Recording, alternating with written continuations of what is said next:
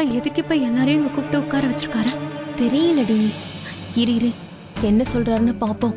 உங்க எல்லாரையும் நான் ஒன்னா உட்கார வச்சிருக்கேன்னா நான் ஒரு முக்கியமான முடிவு எடுத்திருக்கேன். அத பத்தி உங்க எல்லார்கிட்டயும் சொல்லணும் தான். இவன் ஒருத்தன் எப்ப பார்த்தாலும் பேசின விஷயத்தையே பேசுறதுக்கு தேவையில்லாத பில்டப் கொடுப்பான். நடந்தது எல்லாமே உங்க எல்லாருக்கும் தெரியும். ஏதோ நடந்ததுன்னு இல்லாம இனிமே அமைதியா இருக்கிறதுல எந்த அர்த்தமும் இல்லைன்னு தான் நான் இந்த முடிவையே எடுத்திருக்கேன். என்னுடைய இந்த முடிவை யாருக்காகவும் எதுக்காகவும் நான் மாத்திக்க முடியாது. சீக்கிரம் சொல்ல வந்த விஷயத்த சொல்லுங்க மாமா. டே கேசவா, முதல்ல விஷயம் என்னன்னு சொல்லு. அத சொல்லாம மாத்த முடியாது தீர்க்க முடியாதுன்னு சொல்லிட்டு இருக்க. அப்பா, என்ன விஷயம்னு சொன்னாதானே தெரியும்பா. தெரிஞ்சோ தெரியாமலையோ சிவராம ஒரு பெரிய தப்பு பண்ணிட்டான். அதுக்காக அவனை அப்படியே விட்டுற முடியாது. அவன் என்னுடைய மூத்த பையன். அவனுக்கு ஒண்ணுன்னும் போது என்னால பார்த்துக்கிட்டு சும்மா இருக்க முடியாது. அதனால அவனுக்கு ஏற்பட்டிருக்க இந்த நெருக்கடியில இருந்து மீட்டு கொண்டு வரதுக்காக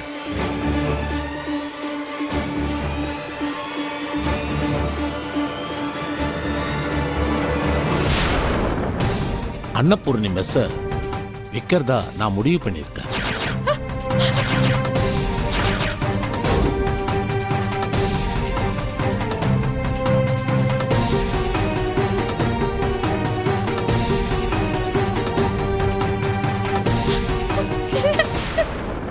போட்டாரு பாரு அணுகுண்ட.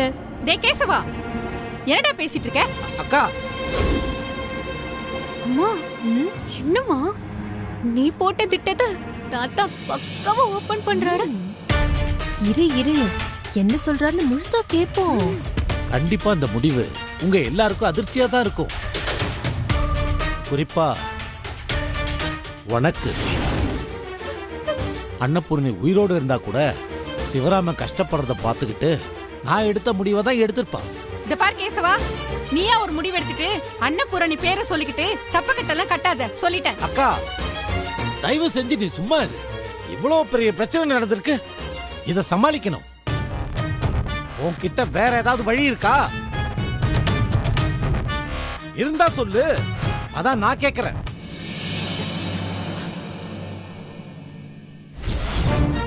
இல்ல இல்ல, அப்புறம் இதுக்கு ஒரே வழி மெஸ்ஸ விக்கிறது தான்.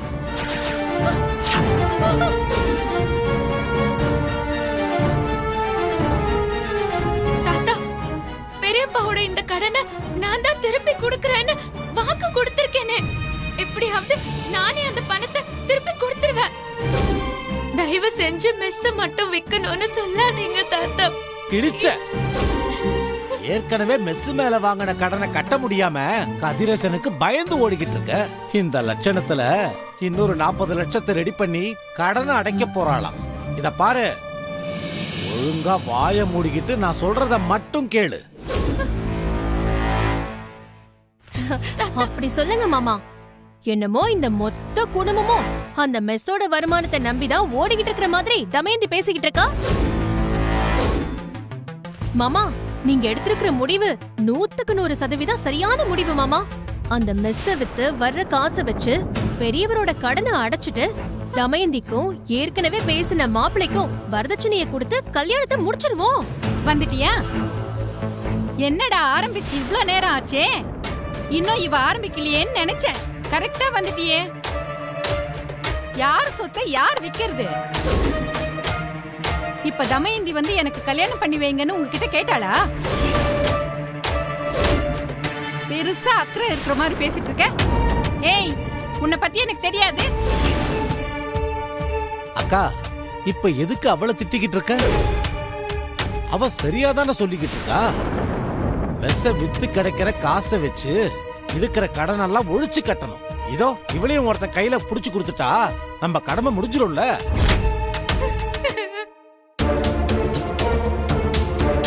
டேய், நீ கடனை ஒழிச்சு கட்டணும்னு நினைக்கிறியா இல்ல தமயந்தியை ஒழிச்சு கட்டணும்னு நினைக்கிறியா? அத முதல்ல சொல்லுடா.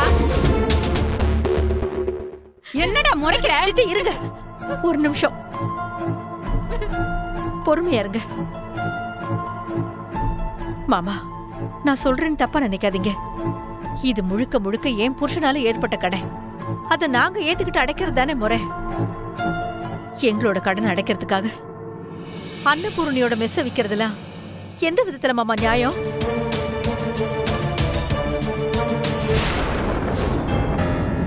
தயவு செஞ்சு மெஸ்ஸ இவகிட்டயே கொடுத்துருங்க. பெரியப்பா, ஆஹா, என்னம்மா நடிப்பு போடுறீங்க? உங்க புருஷனோட கடன்னா அப்ப தெருவே கூடி நின்னு அசிங்கப்படுத்தினப்போ எதுக்காக வாயை மூடிட்டு நின்னுகிட்டு இருந்தீங்க? அப்ப வாயை திறந்து சொல்லிருக்க வேண்டியதானே? ஒட்டுமொத்த ஜனமும் மொத்த குடும்பத்தையும் கேவலமா பேசும்போது அமைதியா இருந்துட்டு இப்ப வந்து இந்த பேச்சு பேசிட்டு இருக்கீங்க. இது ரொம்ப நல்லா இருக்குங்க.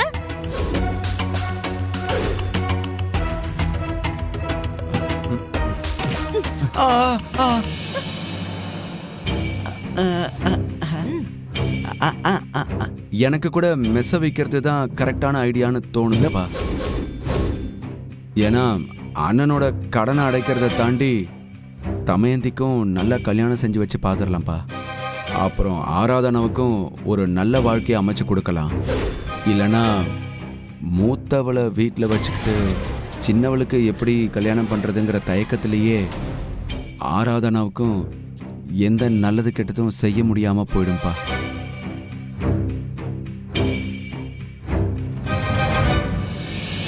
ஏங்க, அந்த கவலைலாம் இவங்களுக்கு எங்கங்க இருக்க போகுது? அவங்க என்ன நம்மள மாதிரி பொம்பளை புள்ளையா பெத்து வச்சிருக்காங்க? நம்ம வயித்துல நெருப்ப கட்டிக்கிட்டு இருக்கிற கஷ்டம் அவங்களுக்கு எங்கங்க புரிய போகுது? கேட்டுக்கிட்டியா? நான் எடுத்த இந்த முடிவு என்னுடைய பெரிய பையன் கடனை அடைக்கிறதுக்காக மட்டும் இல்ல, என்னுடைய பேத்தி ஆராதனாவோட வாழ்க்கைக்கும் சேர்த்துதான். தாத்தா தாத்தா தாத்தா, உங்களை கெஞ்சி கேட்டுக்கிறேன் தாத்தா. எனக்கு ஒரே ஒரு சான்ஸ் கொடுங்க. பெரியப்பாவோட கடனை நான் அடைச்சிடுறேன். அதுக்கப்புறம் நீங்க யார காட்டுறீங்களோ அவரையே நான் கல்யாணம் பண்ணிக்கிறேன்.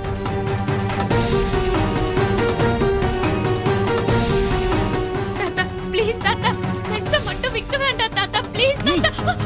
தாத்தா, அக்கா தான் இவ்வளவு தூரம் சொல்றாங்கல்ல, கொஞ்சம் யோசிச்சு தான் பாருங்களேன். அக்கா மெஸ்ஸ வெறும் சொத்தா மட்டும் பார்க்கல, அதுதான் அக்காவோட உயிர், உலகம் எல்லாமே. அப்படி இருக்கும்போது அதை விக்கிற முடிவு எனக்கு சரின்னு படல தாத்தா.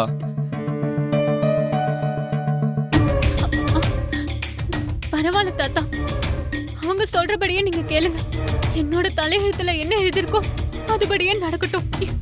அந்த மெஸ்ஸுக்கு இருக்கிற முக்கியத்துவத்துல பாதி கூட எனக்கு எல்லாம் தெரிஞ்சதுக்கு அப்புறம் இவங்க கிட்ட எல்லாம் பேசுறதுல எந்த அர்த்தமும் இல்ல தாத்தா. விடுங்க தாத்தா.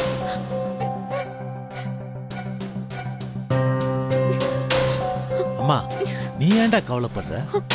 தாத்தா உயிரோடு இருக்கும்போது உன்னை அப்படியே விட்டுருவேனா?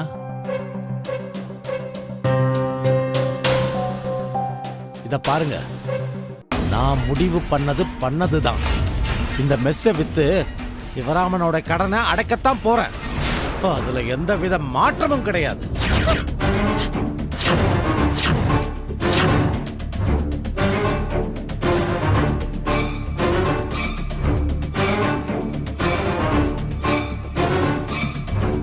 இப்பவே போய் அந்த வட்டி கதிரேசனை பார்த்து இந்த டாக்குமெண்ட்டை கொடுத்து நாடக கையெழுத்து போட்டு இருக்கிற ஒட்டுமொத்த கடனையும் அடைச்சாதான் எனக்கு நிம்மதி.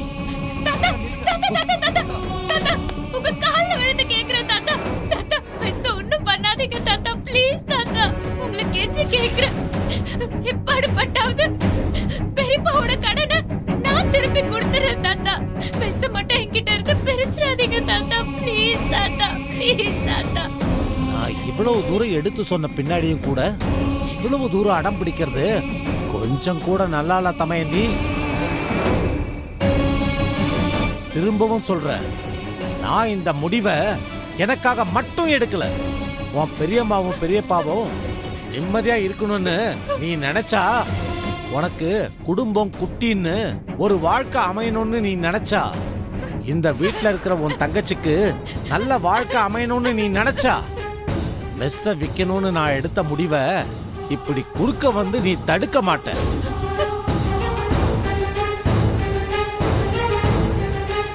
ஆனா உனக்காக இந்த வீட்டோட ஒட்டுமொத்த நிம்மதியை கெடுக்க எனக்கு விருப்பம் இல்லை. அதனால நான் இந்த மெஸ்ஸ விற்க தான் போறேன். அடம் பிடிச்சி ஆர்ப்பாட்டம் பண்ணாம உன் மனசை மாத்திக்க பாரு.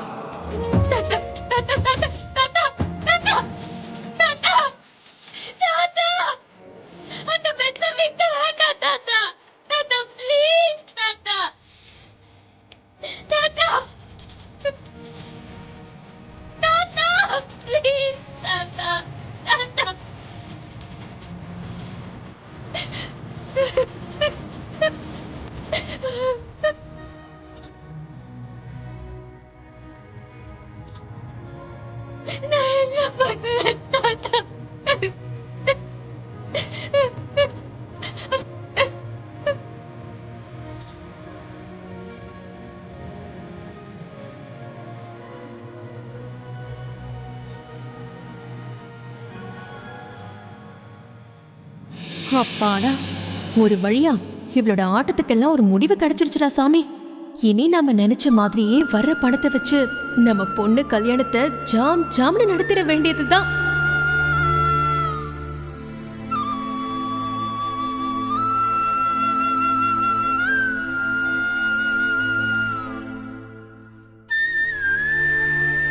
அன்னபூர்ணி மெஸ்ஸ விற்கிறதா நான் முடிவு பண்ணிட்டேன். ஆனா உனக்காக இந்த வீட்டோட ஒட்டுமொத்த நிம்மதியை கெடுக்க எனக்கு விருப்பம் இல்லை.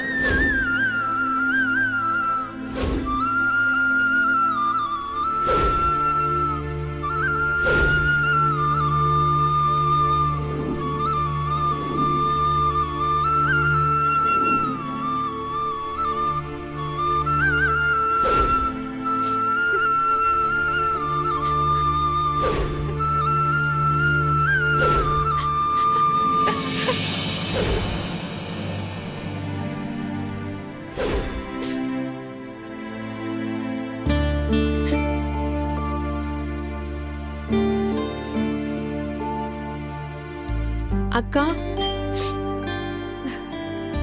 என்னக்கா நடந்ததே நினைச்சிட்டு இருந்தா என்னக்கா அர்த்தம்? நீ தானக்கா இங்க எல்லாருக்கும் நம்பிக்கையா இருந்த. இப்ப நீயே உடஞ்சு போய் உட்கார்ந்து இருந்தா எங்களெல்லாம் யோசிச்சு பாருக்கா. ஏன்க்கா இப்படி உடஞ்சு போய் உட்கார்ந்துருக்க? உன்னை பார்க்கவே கஷ்டமா இருக்குக்கா. தயவு செஞ்சு இப்படி இருக்காதக்கா.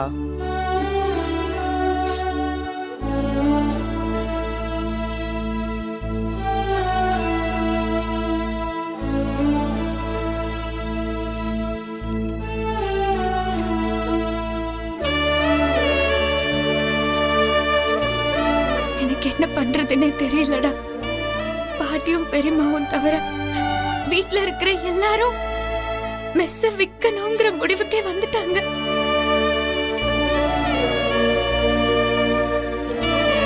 எப்படியாவது இந்த கடன்ல இருந்து வெளியே வரணுங்கிற எண்ணம் தான் என் மனசுல பெருசா இருக்கே தவிர இந்த மெஸ்ஸ நடத்தணுங்கிற விருப்பம் தாத்தா, பெரியப்பா, சித்தப்பான்னு யாருக்குமே இல்ல. இப்போ மெஸ்ஸ விக்கிறத தவிர வேற வழியே இல்ல.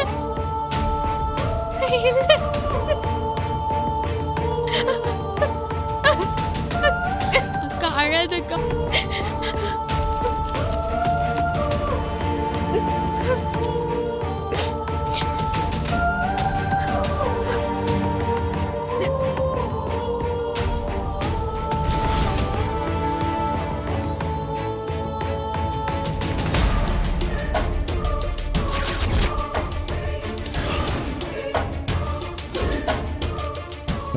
இந்த சிட்டியில் எனக்கு சொந்தமாக நிறைய ரெஸ்டாரண்ட்ஸ் இருக்குது. அங்கே வந்து நீங்கள் சமைக்கலாம் வேண்டாம்.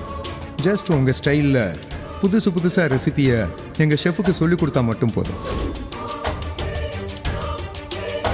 இது பிளாங்க் செக். இதில் 3 லட்சமோ இல்லை 30 லட்சமோ நீங்கள் எவ்வளோ வேணாலும் ஃபில் பண்ணிக்கலாம். அக்கா, அன்னைக்கு ஒருத்தர் கோட் சூட்லாம் போட்டுட்டு கூட 2 பேர் வந்து இதை கொடுத்துட்டு போனாங்களே, அந்த செக்கு தானக்கா இது? ஆமாண்டா, இந்த மெஸ்ஸ காப்பாத்தணும்னா நமக்கு ஒரே ஒரு வழிதான் இருக்கு. அக்கா, என்ன வழிக்கா? அந்த ஏஜிஆர் சொன்ன மாதிரி அவரோட ஹோட்டல் ஸ்டாஃப்ஸ்க்கு எல்லாம் நம்மளோட சமையல சொல்லி கொடுக்கறது தான். அக்கா, என்னக்கா சொல்ற? நம்ம மெஸ் சமையல் செய்முறைய அவங்களுக்கு சொல்லி கொடுக்க போறியா? அக்கா, இதெல்லாம் வெளியே தெரியாம இருக்கணும் தானே நீ வச்சிருக்க. அவங்களுக்கு நீ இதை சொல்லி கொடுத்தீங்கன்னா அவங்க இதை வியாபாரம் ஆக்கிடுவாங்கக்கா. ஆமா செல்வி, வியாபாரம் ஆக்கிடுவாங்க தான் அக்கா. ஆனா நம்ம மெஸ்ஸ காப்பாத்த எனக்கு வேற வழி தெரியலையே. கண்டிப்பா நான் எடுத்த இந்த முடிவு அம்மாவுக்கும் பிடிக்காதுதான். ஆனா அவங்க நினைச்ச மாதிரி இந்த மெஸ்ஸோட அடுப்ப ஒரு நாள் கூட அணைய விடாம நடத்தணும்னா நான் இதை செஞ்சாதானே முடியும்.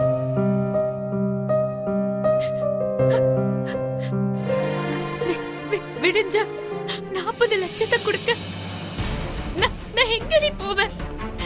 வெளியே யார் வேணா எப்படி வேணா வியாபாரம் பண்ணட்டும். ஆனா அன்னபூர்ணி மெஸ்ஸ நம்பி இருக்கிறவங்கள கைவிடாம இருந்தாலே போதும். அம்மா என்ன மன்னிச்சிருவாங்க,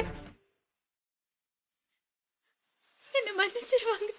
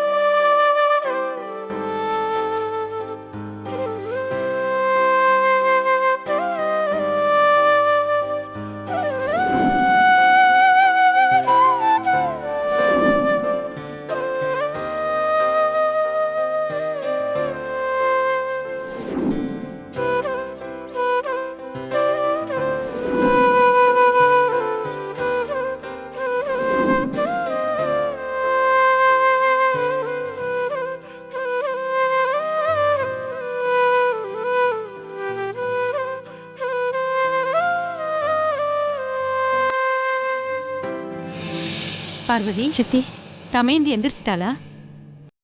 என்ன நடக்குமோன்னு ரொம்ப பயமா இருக்கு.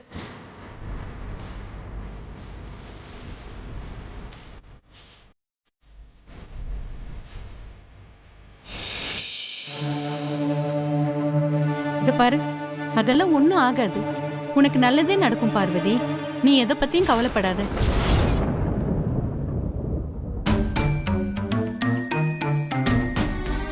எங்க அவ இருக்காளா இல்ல வழக்கம் போல வெளியே ஓடிட்டாளா? காலையிலேயே விடிஞ்சு விடியாததுமா எதுக்கு அவளை கேக்குற? அவ எப்பவோ கிளம்பி மெஸ்ஸுக்கு போயிட்டா. மெஸ் மெஸ் மெஸ் அவ என்ன பைத்தியம் ஆயிட்டாளா?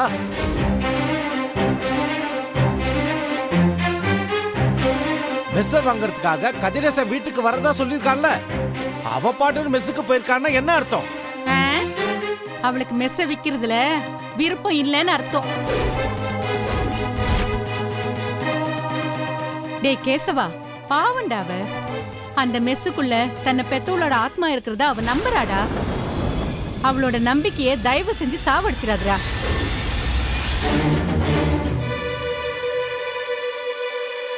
பார்வதி, ஏ பார்வதி, ஏ பார்வதி, வெளியில வா. இப்ப வெளிய வர போறியா இல்லையா? வெளிய வாடி. ஏ பார்வதி, வர போறியா இல்லையா?